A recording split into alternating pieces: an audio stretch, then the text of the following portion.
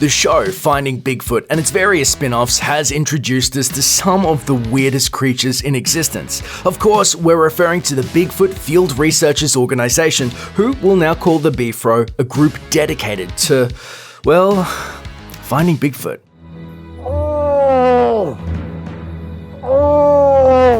The B-FRO's quest to find a single solitary Sasquatch has continued season after season, and for many obvious reasons, the B-FRO boys and their reality show has come under scrutiny, so what's really going on with those strange Squatch hunters? The truth isn't out there. Bigfoot's a pretty well-known cultural touchstone nowadays, but the elusive creature wasn't always a household name. Bigfoot's popularity came about because of the Patterson film, which supposedly shows a legitimate Bigfoot walking through the forest. While the filmmakers never came forward to admit that the sighting was a hoax, there's an overwhelming amount of evidence to suggest that it was faked, including the reported purchase of a modified gorilla costume by Patterson. That and a guy claiming that he was the giant in the Bigfoot costume came forward in 1999.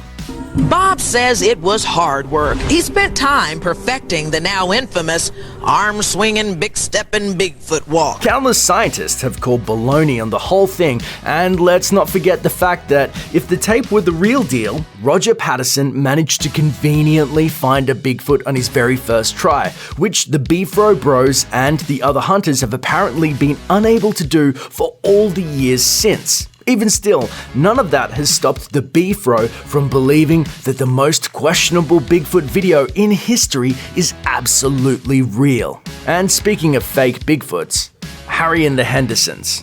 After the Patterson film, Bigfoot quickly entered the world of pop culture since he wasn't really welcome in the world of science, which required annoying things like evidence and proof. Bigfoot, now a celebrity, made appearances in 1970's Bigfoot, in 1972's The Legend of Boggy Creek, and then made dozens of more appearances until he finally appeared in the most legendary Sasquatch film of all time, 1987's Harry and the Hendersons.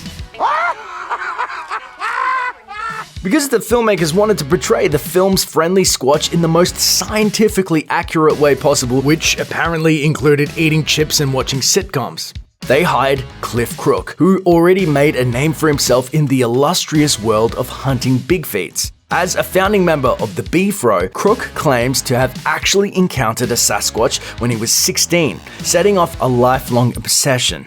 He also once claimed that he spotted some even more unusual stuff in the Patterson film. By stretching the limits of photocopier technology, Bigfoot's nether region revealed a secret. So who could possibly be better for the job? Ultimately, Harry's appearance was based on Crook's description of his own personal close encounter of the squatchy kind. So next time you sit down for an afternoon with Harry and the Hendersons, just know that it's practically a documentary. So what exactly happened to Cliff Crook after his brush with Hollywood?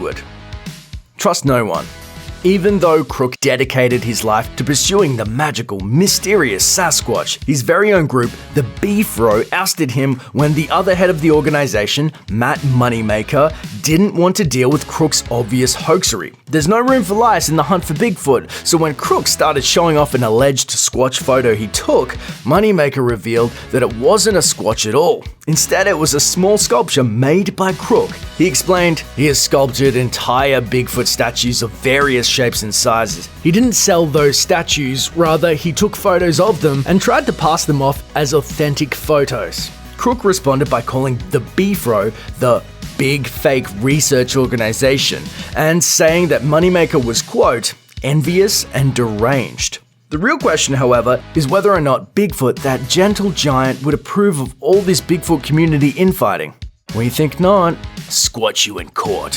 When you dig into it, the fighting between Squatches rivals anything you'd see on Real Housewives, and just as ugly. Despite calling Crook a liar, B-FRO co-founder Moneymaker hasn't come out looking so clean himself. In 2012, Florida resident and filmmaker John Johnson sued Moneymaker and the website Cryptomundo for defamation after Moneymaker published an unflattering and allegedly inaccurate account of a Squatch expedition. Ultimately, it was Johnson's goal to sue for ownership of the website itself, and to make things even stranger, Moneymaker himself filed suit against Cryptomundo, in 2007 when the website published some of his own Bigfoot video without his approval. Presumably, it was sandwiched between their story about a woman kidnapped by elves and their investigation about the government's complex Bigfoot conspiracies. All lawsuits were eventually resolved, but why can't the Squatching community just get along? At this point, we can pretty much just assume that this is all interference run by Bigfoot himself, that crafty beast. Who has time to hunt for weird forest giants when you're all tied up in court? Justice will prevail. Squatch citation. Camping in a national park is usually okay. Charging campers to come with you on a Squatch expedition into a national forest is not. B-FRO organizer Matt Pruitt learned this the hard way during a 2012 Squatch trip at the Buffalo Reserve campground in Arkansas. Pruitt and 32 fellow campers were confronted by park rangers who took issue with the fact that Pruitt and the B-FRO were taking payments of up to $300 for their guided trips into the park. Though Pruitt claims to have scoured the national park's website to verify that his trip was a-okay, running a business from inside the park without a special permit simply wasn't allowed. But the national parks were forgiving. Ultimately, they served Pruitt a citation and a fine, but he and his fellow Squatchers were allowed to stay and continue squatching. Pruitt took full responsibility, paid the fine, and absolved the B-FRO of any wrongdoing, in a very rare instance of one Squatcher not throwing another under the bus. Seriously guys, work it out. The B-FRO dislikes the show.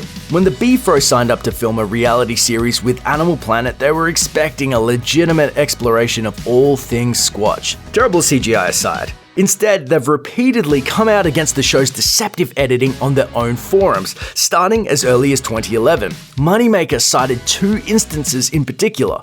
During one, the team observed an unusual heat spot in a field, which turned out to be a horse, except Animal Planet's edit of the show decided to cut away and replace dialogue in order to make it seem like the team had just missed finding Sasquatch yet again. In another instance, the team was faced with a stranger stalking them through the woods, which they vocally acknowledged was not a stealthy Squatch, but just your everyday average creep. Whatever I saw was big. It looked all to God like it was walking on 2 legs. Again, Animal Planet edited the show to make it seem like Moneymaker thought he was chasing a monster. The B-FRO members aren't there to sell commercial airtime, but instead lend legitimacy to the science of Sasquatching. But despite their disagreements with Animal Planet and threats to quit, the B-FRO forges on. 9 seasons without a Squatch is some pretty hardcore dedication. Bigfoot himself would be proud. So let's all help keep Bigfoot possibly alive for future generations to enjoy unless he doesn't exist. The end! Thanks for watching. Click the grunge icon to subscribe to our YouTube channel. Plus, check out all this cool stuff we know you'll love too.